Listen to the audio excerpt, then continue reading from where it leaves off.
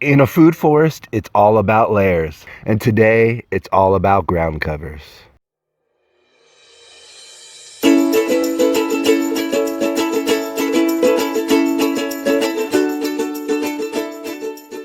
Aloha everybody, Sean with Homestead in Hawaii.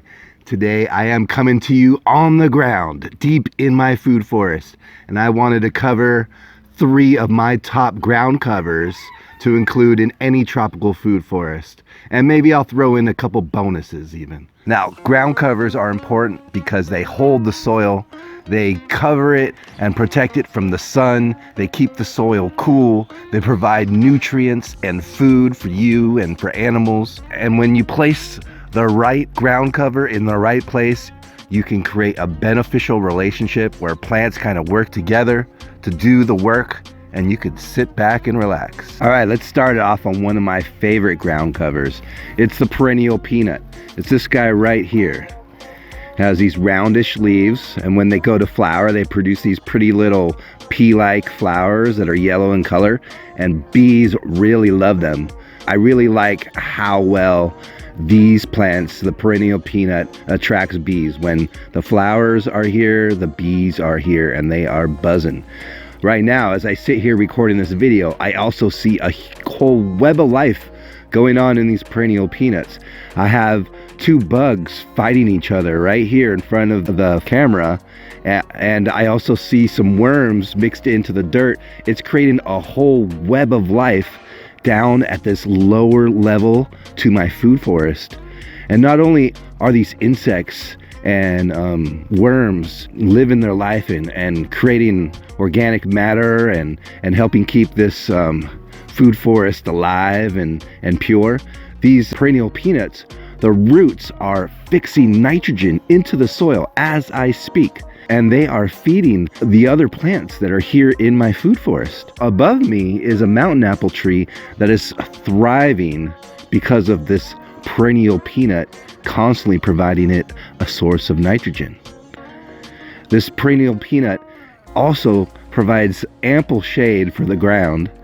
I have no bare soil. It's not washing off during our torrential rainstorms that we get here in Puna. It is an amazing ground cover. Now, one of the drawbacks is I cannot eat it, and it tends to spread really quickly.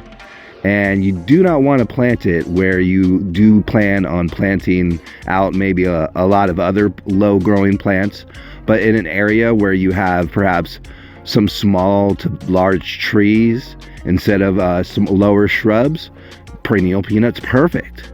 And I have this Perennial Peanut in one little area in my food forest where I have a few fruit trees and not enough sun to do more with it, so I'm covering the soil with the Perennial Peanut. Perennial Peanut, it's gotta be one of the plants that you put into your food forest. All right, let's go on to the next one. Now I'm resting in one of my favorite ground covers here inside my food forest, covering the soil and protecting it from erosion in the hot sun. It's the sweet potato. And I'm not the only one who thought this was such an amazing plant. When the native Hawaiians came to these islands, one of the crops they brought on their canoes was the sweet potato. And for good reason. The sweet potato not only produces an edible tuber, but it produces edible greens. In order to harvest the greens, you just pick the young tips and you could stir fry them up, and they taste just as good as any other green that you use in your cooking. And when those tubers are ready, oh, they are delicious. Sweet potatoes can be turned into so many delicious meals. I am so stoked to have this growing in my garden and being able to include it in my diet. It's one of my favorite plants to eat here, and it grows super well. It really doesn't take much work at all. In fact, I made a video on how to grow sweet potato, and you can check it out right here. And yeah, what more can I say about sweet potato?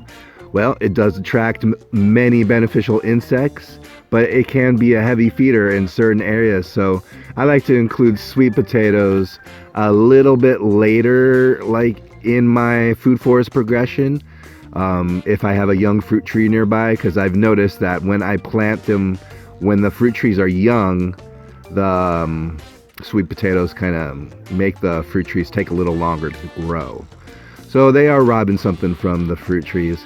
But once the fruit trees are like, teenagers or something, boom, pop those guys in and they thrive. I love having sweet potatoes in my garden, and I'm pretty sure you will too.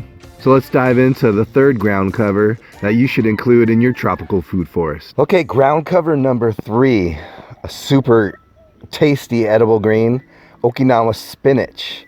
This ground cover is really great ground cover to add in places where you want to have it a little more under control.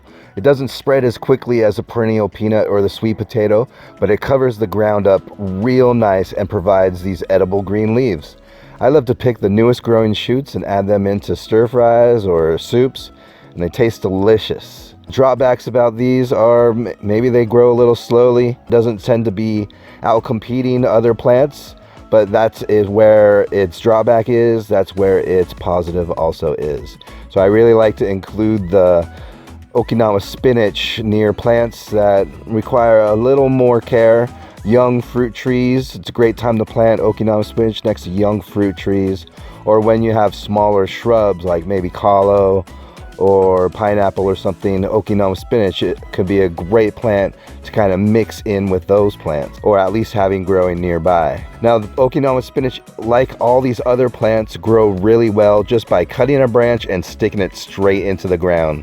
You could pick branches with roots already on, or just stick a branch in the ground. In the wet tropics, they are gonna take off. Now, if you live in the dry tropics, somewhere where you need to add supplemental watering, maybe picking the ones with roots on them will ensure more success for you.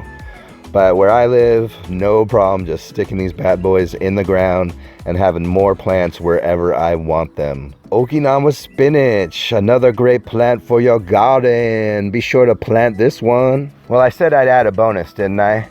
Right here I have pineapple.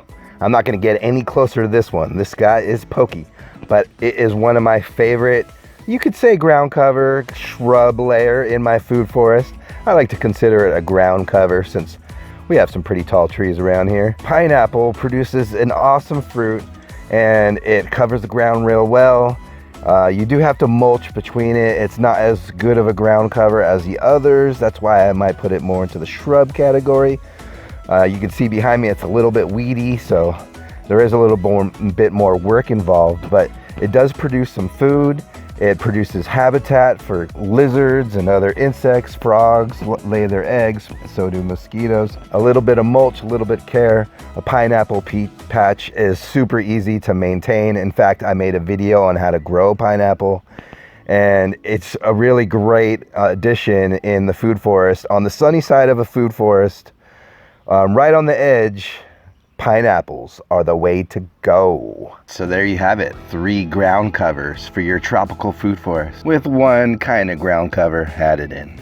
Now, the reason I'm doing this video today is because pretty soon I am going to embark on the creation of a new food forest over at my mother's property next door. Nothing major, it's just going to be a 1/4 acre food forest, but we're going to jam pack it in with all sorts of food crops and flowers, medicinals, you name it.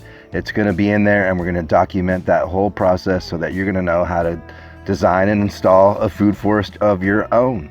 And in fact, I'm sitting right here next to a shrubby layer in the food forest, cassava, and I'm gonna go over all the shrubs that you can include in your food forest as well. So be sure to check out all those videos. I hope today's video helped you understand a couple plants that you could include into your food forest and strategies in order to make that happen. If you have any questions, just leave a comment. I love to answer questions. I want to help everyone be able to grow as much food as they can so that we can return the islands back to self-sufficiency, the way that it was hundreds of years ago. All right, everybody, thanks for watching. Ahui ho.